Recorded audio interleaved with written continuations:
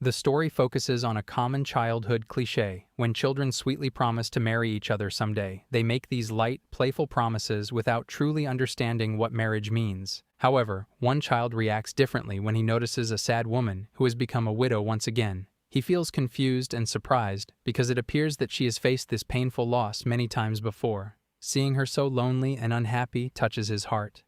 Unlike the usual childish talk, his words come from real concern. He sincerely tells her that when he grows up, he will marry her so she will never feel alone again. His promise is innocent and simple, yet it shows his deep compassion and pure heart. The woman, who is exceptionally an elf, stares at him in disbelief. A decade later, some teenagers are seen in an ugly brawl, and one of them comes out strong as he gives a massive bat strike to the other one. The others treat him as their boss as he walks among them triumphantly. It appears that he is popularly known as the redhead Yusuke. Suddenly, someone deafeningly calls out to him as Yu-kun, startling everyone, because nobody knows who that is. When a woman comes into sight, everyone is curious about her, thinking whether she is his mom. The frantic woman dashes towards them, condemning Yu-kun for getting into a fight yet again. She is quite anxious because Yu-kun could have ended up losing his life. On a closer look, the woman is the elf, who shockingly screams at Yusuke, reminding him of a human's vulnerability to death. He bashfully tries to stop her, but the latter has already blurted out that she is his fiancée, making everyone jump in astonishment. Next, she affectionately cuddles up to him and introduces herself as Hikaru Kanamori. The whole crowd is shocked by the surprising revelation. They feel angry and betrayed, as if they have just discovered a sheep pretending to be a wolf. Yusuke quickly tries to deny the accusations. He insists that the claims are not true.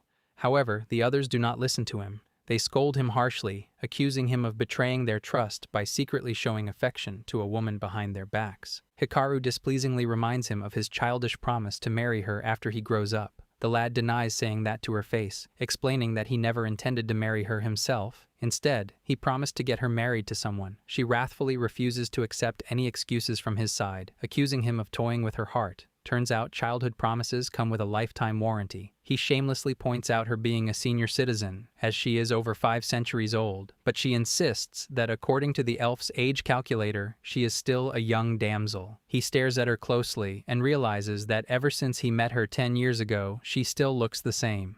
It is then that she anxiously notices the ugly scratches on his body and cannot believe the delinquent in front of her is the same adorable boy that she met a decade ago. The lad loses his temper as she mentions his embarrassing past, but she protests that it is the only thing that brings happiness to her. She remembers that in the past, she had no hope for herself. She believed she could never have a real future with humans because they did not live as long as she did. Because of this difference in lifespan, she became a widow many times. Over time, she grew sad and hopeless. She felt so depressed that she almost gave up on life. Then one day, a small boy appeared in front of her. He was smiling brightly, like sunshine. Without any fear or doubt, he simply told her that he wanted to marry her when he grew up. His innocent words brought light into her dark and lonely world. She just chuckled at his childish desire, and then a budding passion to love again just broke out of despair. At present, Yusuke sulks at being told the tiresome tale again and again, and then Hikaru is called away for work. Nothing heals centuries of sorrow like a random child with bold confidence. Before leaving, she displays affection for him, but he doesn't stop frowning at her for still treating him like a baby. Even at the cafe, her joyful mood inspires curiosity in her customers, so she reveals that she has been spending an ample amount of time with Yusuke. One youngster keeps on ordering drinks, and that raises an alarm within her. Soon, he is so wasted that he puts his head down on the table to doze off. Hikaru is anxious because it is time for her to close down, but she cannot leave that customer in such a state. She calls a cab, jolts him up, and urges him to go home, but the lad is adamant about staying. Finally, she helps him out of the cafe, reprimanding him for consuming too much wine. Unexpectedly, the intoxicated lad grabs her arm and compels her not to leave his side. Terrified, she begs him to go home, but he stubbornly refuses to let her go. He grins sinisterly, accusing her of hiding her feelings for him all along, and tries to touch her, confidence level, drunk and completely incorrect. Out of the blue, someone yells at him to stop. It is none other than the fiery Yusuke, who scowls at the drunkard to back off and not to lay a finger on his fiancée. Hikaru anxiously tries to pull him away, and then suddenly, a massive magical pattern hovers over them, shedding a flash of blinding light in the surroundings. The panic-stricken drunkard instantly flees. A disheveled Yusuke stares at her inquisitively, but she chuckles casually as she has performed something like this after quite a while. Here, conflict resolution means emergency magic fireworks. He mischievously taunts her for using magic illegally and believes that she should have warned him before using it, but she protests about elf magic not being a piece of cake since she has to charge herself by finding power spots first. She especially highlights her unavailability to back him up in such fights. He restrains her from doing so and declares himself not on her side anyway. She lightly reminds him of their relationship despite the odds. Thankfully, he agrees not to lie about their relationship to the boys. She is immensely delighted to hear that and holds his hand affectionately. She realizes how much he has grown and expresses her gratitude to him for coming to her rescue. Like a true teen, he completely denies that and casually mentions that it all happened on his way to a convenience store. Sure, he just happened to save her while casually shopping for snacks. Yusuke reflects that he tried his hardest to grow up quickly, but it was impossible, especially since he was doing it for Hikaru, an elf more than 5 centuries older than him. It all happened a week ago when, out of the blue, Hikaru popped up in the morning and woke him up to go on a date with her. Seeing her dangerously close to his face makes him hysterical, and he condemns her for entering his room so boldly. But she isn't embarrassed by that at all, considering they are engaged. He grits his teeth furiously but is helpless against the promise he made a decade ago to marry her once he grew up. Growing up is hard enough without a 500-year deadline. The widowed Hikaru blushes slightly and expresses her desire to make their relationship public by going on their first date. He lashes out at her for making plans without consulting him, but she beamingly informs him to meet her at the station on Saturday morning at 10.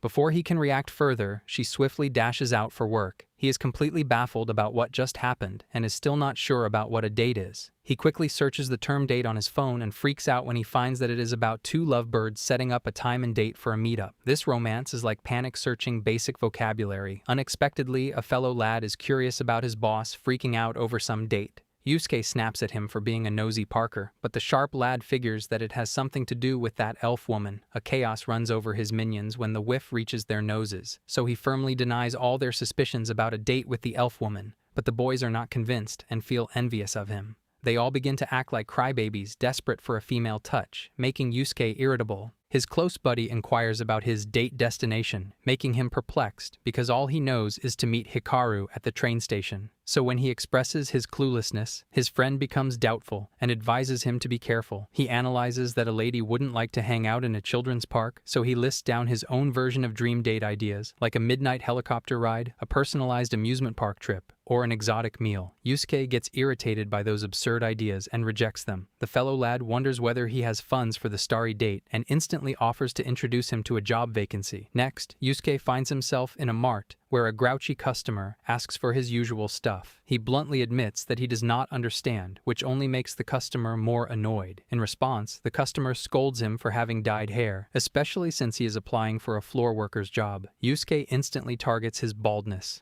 To make matters worse, a bunch of delinquents barges inside the mart, and their leader pokes fun at Yusuke. What follows is an ugly brawl, and Yusuke is instantly sacked. Employment duration, shorter than his temper. A flustered Yusuke has no choice but to search on the internet, and even the cheapest set of options, like walking down the sidewalk and having face-to-face dinner, is unaffordable for him. Dejected, he drops onto the bed and sulks at his patheticness. Time flies, and Saturday arrives. Yusuke spots a bright and beaming Hikaru waving at him excitedly. Seeing her all decked up, he wonders whether she's expecting something exclusive like a heliport, but she simply mentions a park visit to his astonishment. Soon, he accompanies her to a park where she heartily admires the ducks swimming in the large pond. She is surprised by his lack of sentiment when he mentions how ducks change their partners annually. Still, he is curious about her childish choice because he was expecting something more high-end. To his surprise, she drags him for a boat ride and enjoys the fresh breeze, leaving him in a complete stupor. Next, they have drinks and a picture session. In the next instant, she offers him sandwiches that she has prepared early in the morning just for the special occasion. Yusuke is dumbstruck because he was expecting a gourmet meal. She notices his silence and clarifies that she wanted to do something fancier. To her astonishment, he quickly agrees with her and explains that although he was expecting something exotic, he is glad that they are sticking to basics. Quite emotionally, she admits that a fancy meal would mean nothing to her in his absence, and that with him, even a simple meal tastes exotic. Turns out love pairs well with homemade egg sandwiches. She quickly offers him his favorite egg sandwich, which he accepts with slight hesitation. He expresses his gratitude to her and thinks of himself as a good-for-nothing wimp compared to the mature Hikaru. She excitedly brings his attention to the perpetual lover's flowers. He mechanically follows her when she narrates a myth attached to them about their blossoming when 2 intersectional lovers eloped. She believes that any two lovers witnessing them will acquire eternal joy. He instantly becomes suspicious of her intention for bringing him to the park, but she ignores him with a wide, giddy grin. So out of several flower buds, only one blossoms partially in front of them, and the rest droop miserably. For consolation, he offers to visit that place some other time, but she stubbornly refuses. To his alarm, she uses her magical power in sheer desperation, and in no time, all buds blossom into full, mature flowers. With a triumphant smile, she declares the beginning of their eternal happiness, and an amused Yusuke cannot help notice her childish side. When in doubt, just use magic and call it destiny. Yusuke is trying desperately to learn a lot about the Tokugawas, which is quite impossible to do in a day. Frustrated, he is about to give up when his friend adds more fuel to the fire by mentioning 12 more Tokugawas to learn. In fact, everyone is having a hard time preparing for that difficult test when, like a fresh whiff of breeze, a young gal named Marina enters the scene. Everyone notices her freshly cut bangs, although she claims to have cut only 1 millimeter of her hair. The boys woo her, and she is enjoying every bit of the attention when she suddenly spots Yusuke and his friend Nakota. She cheerfully greets them and then especially tries to gain Yusuke's attention. However, a worked-up Yusuke doesn't notice anything unusual about her and says that openly to her face. Upset by his aloofness, she mentions how she caught him standing at the station with his girlfriend on Saturday. A panic-stricken Yusuke denies being related to Hikaru, but an adamant Marina declares her a pretty elf girl. Although beneath her, he is forced to acknowledge Hikaru's immense popularity, but then reasons that this might be due to the numerous romantic experiences she has had, given her frequent widowed status and longevity. Nothing says romance expert like 5 centuries of trial and error. Marina mischievously advises him to put his guard up against such an odd woman. She believes that women are more secretive than men. Soon, she dashes away, leaving his mind boggled, but he concludes that he is still completely clueless about Hikaru's life, despite knowing her for a decade. Even during the test, his mind is engaged as he recalls that she has never even tried to reveal her past to him, except for her unusual age. Although Marina has managed to arouse in him the curiosity about Hikaru's hidden secrets, he is still uncertain about probing her past. As he groans in sheer frustration, Nakota and others suspect that he might have left the test blank. Later, he is irritable and stuck with Japanese history again, screaming in sheer frustration about the abnormal number of Tokugawas he has to memorize. When his younger sister appears concerned, his mother guesses that he might have failed the test and is grinding rocks for the makeup test. His sister declares him a dune, and their mother couldn't agree more. However, Hikaru's issue is hovering over his mind so incessantly that his concentration is disturbed. Family support level. Brutally honest. His friends are deeply concerned about his mental state and even try to help him, but all in vain. Later, while heading home, he accidentally bumps into a pillar and someone frantically condemns him for jaywalking. He turns around and finds Hikaru anxiously mentioning how humans already have a short lifespan. When he looks astonished to see her, she explains how his friends were deeply concerned about his mood swings and failing exams. Yusuke secretly condemns his friends for spilling the beans in front of her. Nothing heals exam stress like public embarrassment. He bashfully admits to having a lot of stuff on his mind lately, so when she shows keen interest in knowing more, he decides to grab the opportunity to probe about her past. But still, something stops him from doing so, thinking that she might not want to share with him. Suddenly, her gaze falls on the history chapter he has been studying recently, and she instantly recognizes the person as Tokugawa Ieyasu. She is driven by nostalgia, and recalls participating in the Battle of Sekigahara to Yusuke's astonishment. She wonders whether he hasn't been motivated by the battle yet, but dreamily recalls how she came to Japan through some trade ship just before the battle. At that time, she enjoyed immense superiority, being the only elf in Japan. She even claims to be Tokugawa's servant and was recruited as a healer on the battlefield.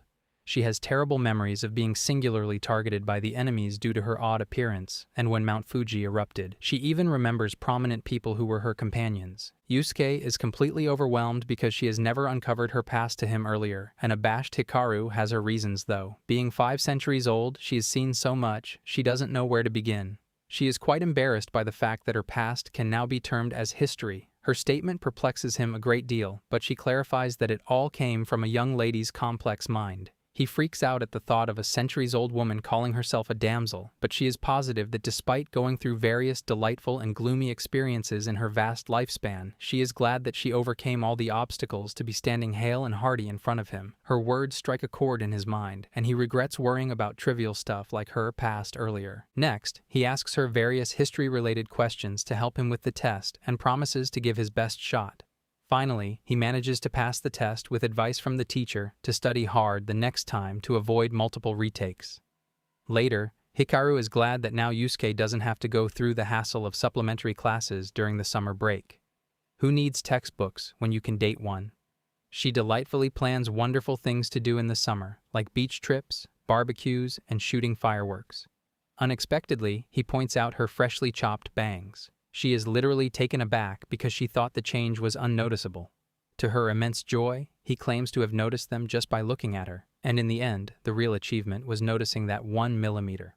In the morning, Hikaru wakes up even before her alarm goes off, and her magical powers feel especially refreshed. She hopes for a positive start to the day. She is thrilled to see her favorite pudding, which is usually out of stock, available in abundance at the store. To her great delight, she spots Yusuke walking along happily. However, her mood quickly changes when she catches him admiring a random woman. She immediately confronts him. Startled by her sudden attack, he looks completely confused. In an intimidating tone, she reminds him that elves have exceptionally sharp eyesight and cannot be fooled, because nothing ruins pudding joy like suspected betrayal. Like a typical rebellious teenager, he shamelessly admits what he did. Furious, Hikaru storms off, upset by the unpleasant start to her day.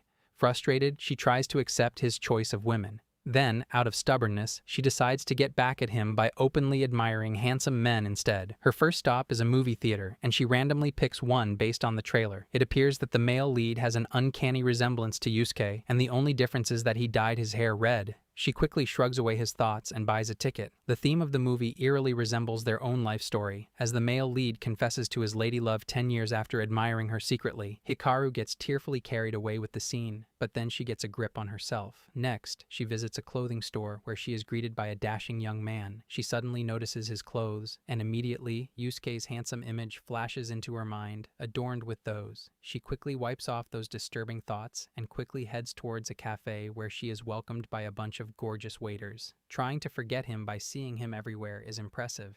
Predictably, she finds Yusuke sulking amongst them, and she swiftly dashes out of the cafe, feeling exhausted. She cannot believe that she is having such a rough day despite having a rosy start. She realizes that it is nearly time to open her shop, so she decides to get her hair done for the night. As she enters her usual hairdresser's place, she bumps into Yusuke. They are both shocked to see each other so unexpectedly. Clearly, the universe ships them harder than they do, but she quickly turns her face away moodily. The nosy hairdresser sniffs a fight between the two, but he denies that. However, Hikaru comes to her defense and insists that she saw him ogling a woman. Yusuke keeps on denying that, and when she keeps on grilling him about the matter, he begins to stutter nervously. In a fit of anger, he drives away the nosy hairdresser, who is keen on poking her nose into their matter. When she is gone, he jitterily admits to checking out that woman's hairstyle, thinking that it might suit Hikaru quite well. A stunned lad recalls going through the same situation at the clothing store and chuckles merrily. Yusuke appears baffled at her absurd reaction, so she points out how they always think alike. Her statement raises his temper again, and he is about to storm out when she frantically tries to stop him. She reasons that the fact that he is thinking about her even in her absence made her day. Accidental romance strikes again. Embarrassed, he denies thinking in that way, but as usual, she ignores him and elatedly requests the hairdresser for a stylish hair bun. After the hairdresser gives her a beautiful hairstyle, Hikaru fishes for compliments from him. He glances at her briefly and throws her a short one. Hikaru expresses her gratitude, and her happiness knows no bounds. She is glad that she had an early rise that morning. All that drama for a two-word compliment. Out of the blue, a shadow passes outside the glass window, completely startling Yusuke. On a closer look, it is revealed that the shadow belongs to a tough-looking girl, apparently known by Yusuke. Earlier, the Delinquent Kingdom, also known as Ibaraki, was divided into 3 major factions, namely, the Ibaraki demons led by Yusuke, the Tengu masses led by Sugiyama, and the Reizent party led by Akihiro Reizent. A major revolution occurs when a 4th faction suddenly enters, consisting surprisingly of a single female named Ranko Utori. One regular day, she ignites the Tengu masses by calling them disorderly masses. Their leader, Sugiyama, remains unmoved and bemusingly calls her a proud lone wolf having no accomplices.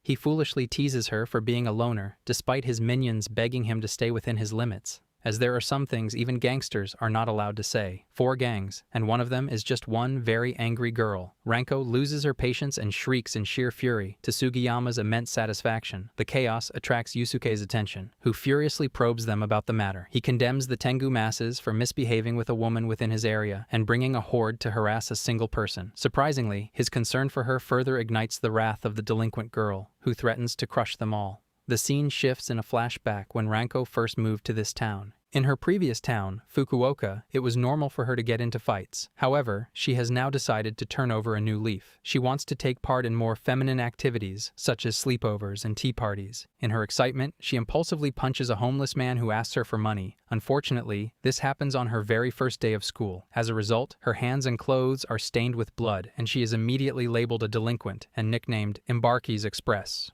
Later, when she is in the blues, Yusuke and his gang gather around her. She wails about how she is being dismissed at school, bullied on the streets, and probed by the police regularly. The new leaf attempt lasted approximately 5 seconds. She is worried that she will remain friendless for the rest of her life. A concerned Nakota looks up to his boss for a solution, so he hesitantly invites her to join their gang. He feels sorry for her being alone in a strange city with no friends. His offer only ignites a volcano within her, and she accuses them of putting her in such a miserable situation in the first place. An annoyed Yusuke insists that she is partially to blame for her situation. Nakota seconds him and blames her negativity for her friendless situation. When she screams defiantly, Nakota teases her further. Fuming like a madman, she storms out, secretly admitting that he is right about her. 2 young girls pass by and plan to have tea at a cafe. She side-eyes them and sinks further into the pits, blaming herself for everything. Self-awareness arrived, but gently. She spots a fancy cafe and longs to have tea in it. But then Yusuke pops up in her imagination, inviting her to join him, and a wave of fury strikes her again. She goes hysterical at the thought of him trying to control her just because he is a gang leader who has a girlfriend. She spots Hikaru and guesses that Yusuke might be dating someone pretty like her. A beaming Hikaru wonders about her not entering the cafe. When Ranko is nearly dead with embarrassment, Hikaru apologizes for startling her. Hikaru assumes that even she is hesitating just like her to enter, but a stunned Ranko guesses her to be the same elf Yusuke is dating. Hikaru offers to accompany her inside, and once they do, they are both awed by its tastefully decorated ambience. As they settle down, Hikaru mentions how she believed that only youngsters came here, and it takes a lot of guts to come here alone. Nothing bonds strangers like shared awkwardness. A dumbstruck Ranko finally finds her tongue and considers her quite young. Hikaru is doubtful about that, being an elf and having enjoyed longevity. But when probed about her age, she refrains from revealing her real one by minusing 2 whole centuries. But she highlights that as one gets older, it becomes a hassle to try new things, which is why she always went past this cafe. Subtracting 2 centuries is just basic math. However, she is glad that she found Ranko to join her and expresses her gratitude. Ranko remains strictly composed, but Hikaru compels her to open up and offers to treat her. Soon, Hikaru orders a special puffed pastry, and when Ranko also expresses her interest in having it, she decides to split it with her. They both enjoy that flaky, creamy dessert, and for the first time in a while, a big smile plays on Ranko's face. For some reason, she feels like spending time with a genuine friend. After they are done, she thanks Hikaru for a wonderful treat. With hesitation, she wonders if they can go on more trips like this in the future since she is new to the town and has no friends yet. At the same time, Hikaru grins widely, thinking the very same thing. An excited Ranko lists down the places she wants to visit so badly, and in this way, she made her first friend in Ibaraki. The next day, many are surprised to see the troublemaker Ranko being buddies with the elf because, after all, she has realized that being honest is better than being stubborn. A TV announcement says that a live broadcast of the Mido Festival will air at 8 p.m. Yusuke's younger sister eagerly begs their older sister to take her to the event, but she refuses, saying it will only be crowded with troublemakers and couples. While everyone is distracted, Yusuke tries to sneak out of the house. However, his older sister catches him off guard. With a mischievous smile, she teases him, guessing that he is on his way to the festival with Hikaru. Flustered, he completely denies that and yells at her to stop poking her nose in his matters. Nothing suspicious about aggressively sneaking out. Super mad at his rudeness, his elder sister Kokomi grabs him by his neck and tightens her grip until he apologizes for his behavior. She wonders whether he behaves so arrogantly with Hikaru as well, but he denies that. Not convinced, she warns him to be careful, or else he will lose respect. Deep down, even he is not certain about his exact behavior with Hikaru, and recalls the times he has acted harshly to her. His younger sister clings like a baboon to his shoulder, desperate to tag along with him, but he is too absorbed to notice. Sibling love, expressed physically. He realizes that he hasn't even addressed her by her name. Later, she arrives, adorning a traditional dress called yukata, and waving at him excitedly. She apologizes for being late, blaming the complex nature of the yukata. As usual, she fishes for compliments from his side, and as predicted, he responds rather indifferently. To his immense astonishment, she interlocks her fingers with his to secure themselves from getting lost in that crowded festival.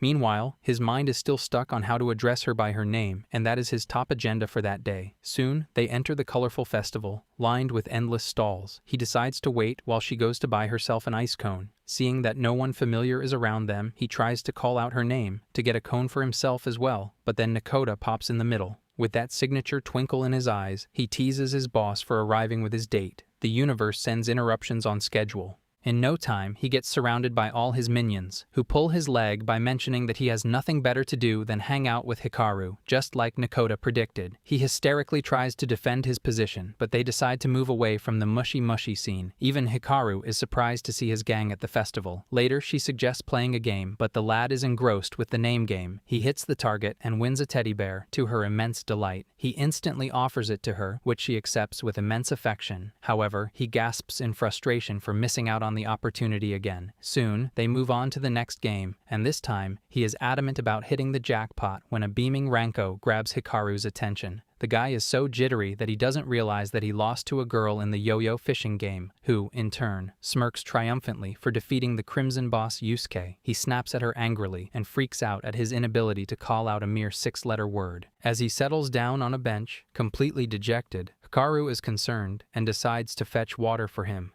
He tries to stop her, but nothing comes out of his mouth. He condemns himself for being a coward and getting unnecessarily hyped up. On the other hand, Hikaru anxiously searches for vending machines when suddenly someone calls out to her. It is none other than Marina, who recognizes Hikaru as Yusuke's girlfriend. Hikaru is shocked to see an adorable succubus standing before her. Soon, the ladies pleasantly introduce each other when, unexpectedly, Marina drops a bomb, suggesting that Hikaru break up with Yusuke. Hikaru is left in a stupor by her audacity, and an awkward silence lingers between them.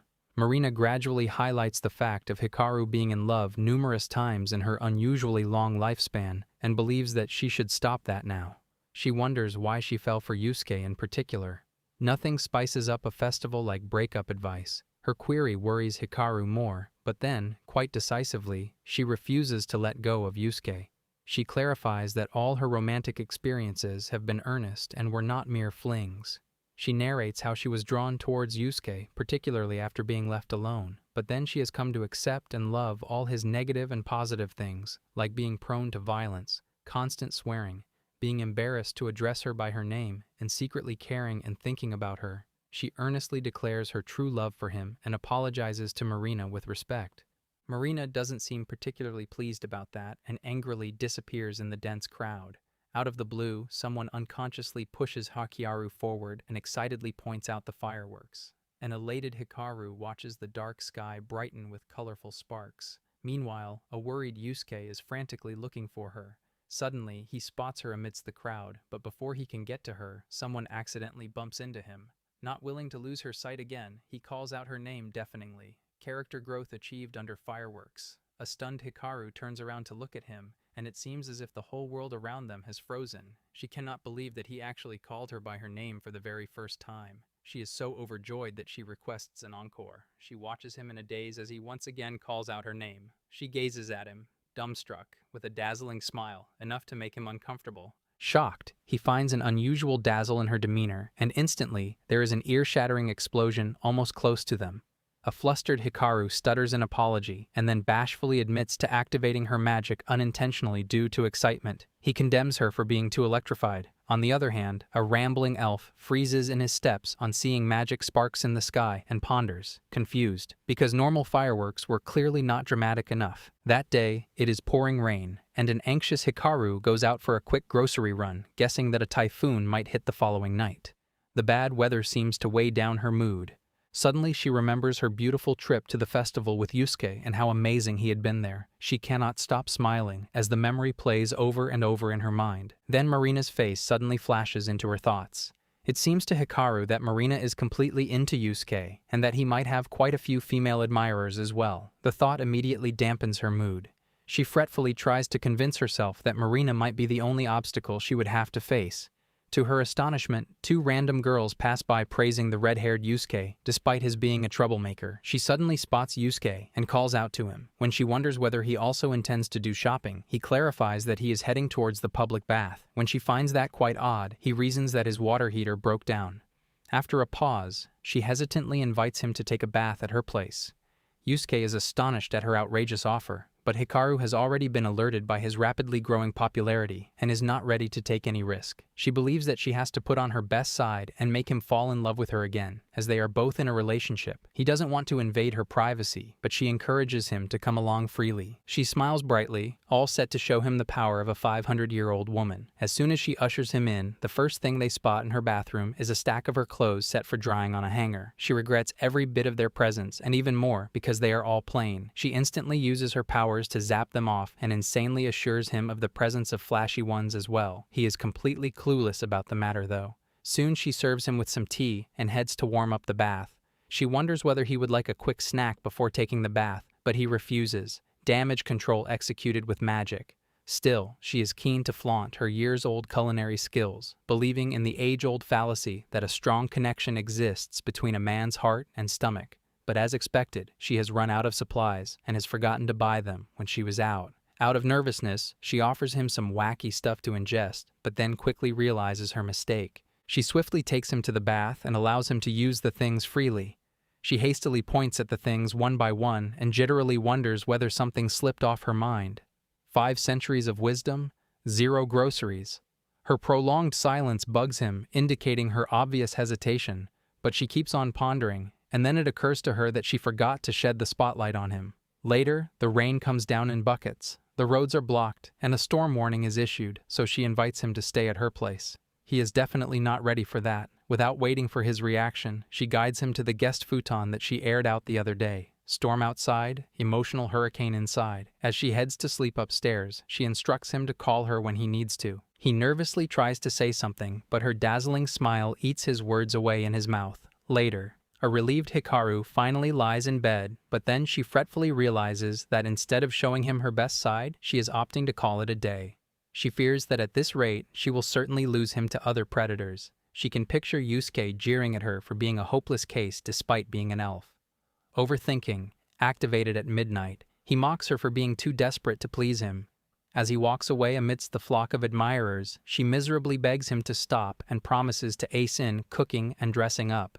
In her hysteria, she yells out his name at the top of her lungs, and unexpectedly, Yusuke barges into her room, wearing his usual grim expression. She abruptly rises from the bed, having a terrified expression on her face. Manifesting your fears works surprisingly fast. Sensing the grave situation, she suspects him of having indecent intentions towards her and tries to remind him of his being a minor. He snaps at her for being so stupid and clarifies that she was the one who called him. Humiliated, she didn't realize that she was actually screaming. He grills her about her particularly weird behavior that night and probes her to pour out her heart in front of him. A flushed Hikaru slowly reveals her plan to make him fall for her head over heels once again. Communication skills, slightly delayed. She dejectedly declares her mission to be a failure. He cannot believe how naive she can be and teases her for not being the older sister type anyway. He mentions how he was expecting her to say something important, but all that came out was sheer nonsense. She fires up when he calls her whole plan stupid, because according to him, the whole idea of making him fall for her again is entirely brainless. What follows is a long, awkward pause, with her looking at him expectantly.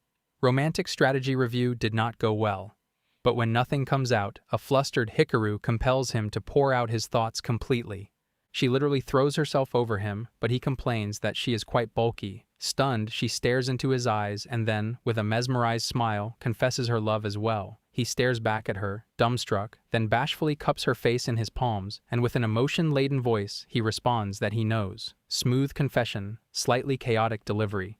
Their moment is interrupted by a loud explosion, startling them completely. What follows is a series of rumbling and rattling sounds, making them slightly panic-stricken. Suddenly, he suspects that it might be Hikaru's magic outburst, which usually happens when she is too excited, but this time, even she denies doing that. They quickly dash downstairs to find the cause of that deafening explosion when, to their immense shock, a strange elf is standing in the doorway, because apparently drama travels in groups.